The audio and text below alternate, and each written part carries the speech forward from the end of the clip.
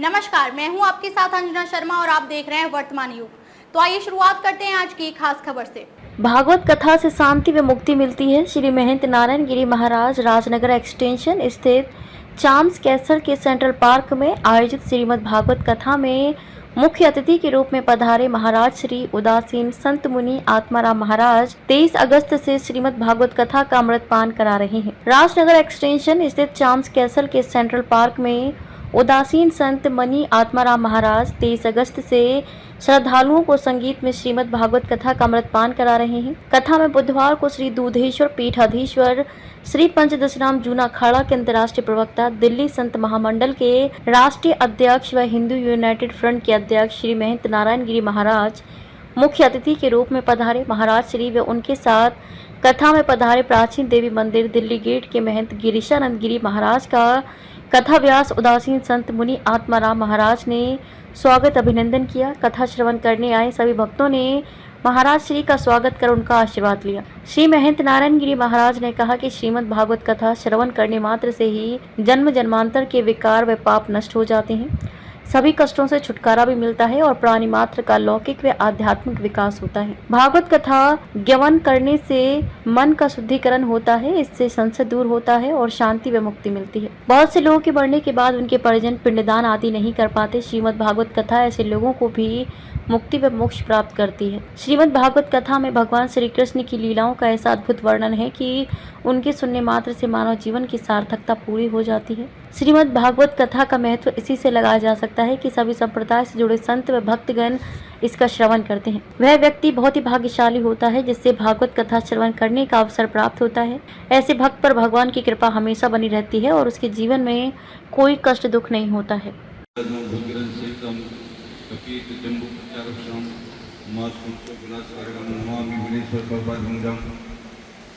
मंच पर उपस्थित व्यास जी, स्वामी आत्मानंद जी महाराज और सभी देवी और सज्जनों, भागवत कथा जो है मुक्ति का ग्रंथ है।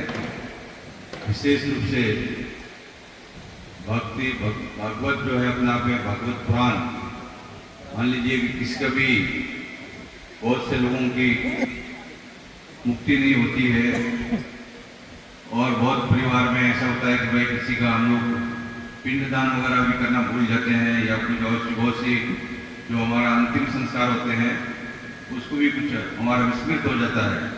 तो भागवत सुनने से वो मोक्ष को प्राप्ति हो जाती है। विशेष रूप से जीवन में देखिए कि आपका ये दो बहुत बड़े प्रसंग भागवत में विशेष रूप से भगवान कृष्ण का ऐसा जो लीला है, भगवान का लीलाओं का बहुत वर्णन है। भागवत ग्रंथ क्या है कि ये भारत के जितने भी हमारे सदर्शन, जितनी भी उपासना पद्धति है, जितने भी साधु संतों की संप्रदाय है, सभी संप्रदाय में बहुत सम्मान्य ग्रंथ है और इसमें सभी ग्रंथ को गायन करते हैं, कथा करते हैं। विशेष रूप से भागवत के अंदर में मान लीजिए कि एक दिन सबका जन्म होता है, उसका मृत्यु होना है, मृत्यु निश्चित है, ये सब हम लोग आपको सभी को जानकारी है। और ये देखिए कि जब राजा परीक्षित को भविष्यवाणी हो गया कि आपको किसी के हिसाब से 7वें दिन आपका मृत्यु होना है, और कंस को जब कंस के लिए कंस ने जो है आकाशवाणी हुआ कि आपको भी जो है देवी के जो उनके गर्भ से उत्पन्न होने वाले पुत्र में जो है आपका मृत्यु निश्चित है। तो कंस ने क्या किया कि मैं मृत्यु को जीत लूंगा। उसने जो है मृत्यु को जीतने का उसने जो है अपने वासुदेव जी को, देवी जी को, सबको जो है अपने परिवार के सदस्य और अपना बहन को ही स्वयं उन्होंने जेल में डाल दिया और कारागृह में मथुरा में डाल दिया। और देखिए कंस जो है उसने जो है कितना उसके जीवन में उसके बाद में भगवान का अवतरण हुआ और उसके बाद में उसको वध हो गया। परंतु राजा परीक्षित उनको जब हुआ है आकाशवाणी कि भाई कोई कलयुग का प्रभाव होने से आपके ऊपर में जो है प्रभाव पड़ गया है, तो आपका मृत्यु निश्चित है। तो उन्होंने बोला सहज में बोले कि भाई मैं जो सुखदेव जी से और सब संत महात्माओं के 88,000 ऋषियों के बीच में नैमिषारण्य में उनका भागवत कथा सुनना, क्योंकि हमारा सबसे बड़ा चीज़ है कि हमारे जीवन में भी 7 दिन से ज़्यादा दिन नहीं होते हैं। एक 7 दिन होता है सबके जीवन में। किसी भी वार में हमारा मौत होगा, कोई सोमवार में जाएगा, कोई मंगलवार में जाएगा, कोई शनिवार में, कोई आइतवार में। 7 दिन सबके जीवन में 7 ही दिन होते हैं, 8वां दिन किसके जीवन में नहीं आता है। तो बोले जीवन को सहज रूप में कि मोह से जीव लोग जीव बुधा सनातना, हमेशा से व्यक्ति को बहुत बड़े जो है महान बनना कोई बड़ी बात नहीं है। सरल बनना, साधारण रूप में सरल बनकर सबकी सेवा में भाव में लग जाना। जैसे कि वो एक प्रसंग आता है कि हमारा भगत माल में कि जब नागरदास जी ने जो पूरा भगत माल को ग्रंथ को जो है लिपिबंद कर दिया, तो उसको बोले कि भाई हमारा एक जो होता है कि जैसे माला होती है तो उसमें एक सुमेरु होता है, हम 108 का माला जपते हैं, तो उसको ऊपर वाला सुमेरु बोले उसको उल्लंघन नहीं करना है, तो हर माला का सुमेरु होता है। तो इनके मन में एक आया कि भाई हम लोग अभी पूरा हुआ, तो वो अपने गुरु जी के पास आकर बोले कि ये पूरा ग्रंथ तो भगत माल का सब भक्तों का वर्णन उसमें आ गया और इसमें ये भगत माल का पूरा ग्रंथ पूरा हो गया है, परंतु इसमें सुमेरु का कमी है। तो इन्होंने बोला कि भाई भंडारा करो। जैसे हमारे साधु महात्माओं में होता है कि कोई भंडारा होता है तो पंगत लगती है, और महात्माओं का क्या होता है कि जैसे भाई आपके लोगों के अंदर में शादी ब्याह का बड़ा महत्व होता है, ऐसे वृंदावन वगैरह संत महात्माओं में भंडारे का बड़ा एक होता है कि झारा भंडारा, कि पूरे घर के सब आ जाओ। तो भंडारा का बड़ा उधर महत्व होता है, और भंडारे में पंगत में सभी संत महात्मा एक ही पंक्ति में बैठते हैं, उनके कोई भेद नहीं होता है। भाई उसमें कोई वीआईपी रूम नहीं है, इधर में कोई वीआईपी कुर्सी नहीं लगा हुआ है, सब लोग वीआईपी है, तो एक पंगत एक साथ में लगता है। तो नवा महाराज जी ने जो भंडारा किया उसमें सभी संतों को बुलाया। तो एक बार क्या हुआ कि तुलसीदास जी महाराज को भी अयोध्या जी उधर अपना जहाँ भी निवास था काशी में, उनको निमंत्रण दिया।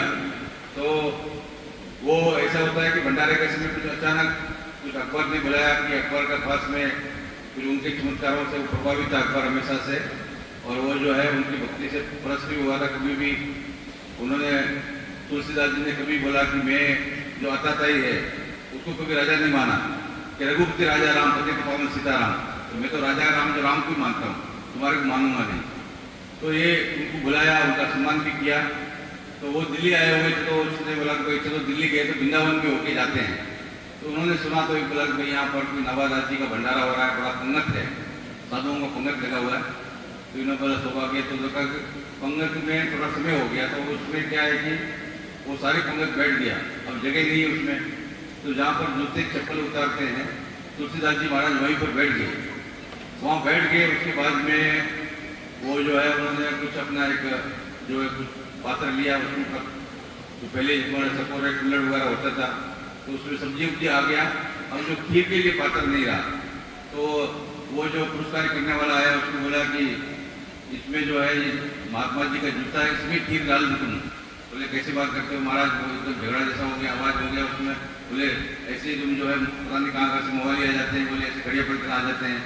तो ऐसे उनके मन में एक भाव हो गया, तो वो आपस में झगड़ा होने लगा। तो नाबादास जी ने सुना कि पंगत में झगड़ा कैसा हुआ, तो वो भाग के आए, उधर भाग के आए, देखे तो दोनों लड़ रहे हैं। तो उन्होंने बोला कि भाई ये जो है ये ऐसा ये क्यों लड़ रहे थे। तो उन्होंने बोला ये बाबा जो बोल रहे हैं कि भाई जूते में दे दो, जूते में गिर दिया जाता है, प्रसाद का अपमान हो जाएगा। तो तुलसीदास बोले भाई ये संतों का चरणों की रज, श्री गुरु चरण सरोज रज निज मन मुकुर सुधारी। तो जो गुरु के चरणों का रज से रज भी प्राप्त हो जाए तो उसमें भी अपना मुक्ति है। तो बोले उसमें जो है उनको डाल के पी लेंगे। तो बोले नहीं ऐसा नहीं। तो फिर वो है तुलसीदास जी को जो है नाबादास जी बैठाने गए, वो पूरा दंडवत किया। बोले महाराज आप तो बोले सभी सिंहासन में बैठिए। बोले कि आपका सुमेरु का जो कमी था वो पूरा हो गया, अभी माला का जो है ये पूरा जो ग्रंथ जो पूर्ण हो गया, इसके सुमेरु जो है तुलसीदास। तो भक्तों का जो भाव होता है, आप लोग जो है हमारा त्यागी जी उधर आके बोले कि मंदिर आना है गाजियाबाद को, मंदिर दुधेश्वर मंदिर में आए दर्शन करना, महाराज भागवत में आना। तो हमने बोला चलो इस भाव से बुलाते तो आ जाते हैं। तो इस रूप से क्या है कि जीवन में सबसे बड़ा ये होता है कि भाव से भक्ति से हमारा वैदिक सनातन धर्म की परंपराओं में कि मुँह से जीव लोग जीव का सनातना, हम लोग सभी सनातनी हैं। और इस भाव से इस दृष्टि से हम हमेशा से भगवान को कभी भी अपने से पृथक नहीं मानते, अलग नहीं मानते। हर क्षण प्रभु परमात्मा हमारे निकट है, हर समय में हमारे पास में है। ऐसा हमारी अनुभूति स्वयं अपने मन की होती है कि अपने घरों में हम पूजा करते हैं, छोटे छोटे भगवान को रखते हैं, चाहे लड्डू गोपाल हो, चाहे भगवान रामकृष्ण। खबरों में अब तक के लिए बस इतना ही। फिर होगी आपसे मुलाकात कुछ ऐसी ही खास खबरों के साथ। तब तक के लिए नमस्कार और देखते रहिए वर्तमान युग।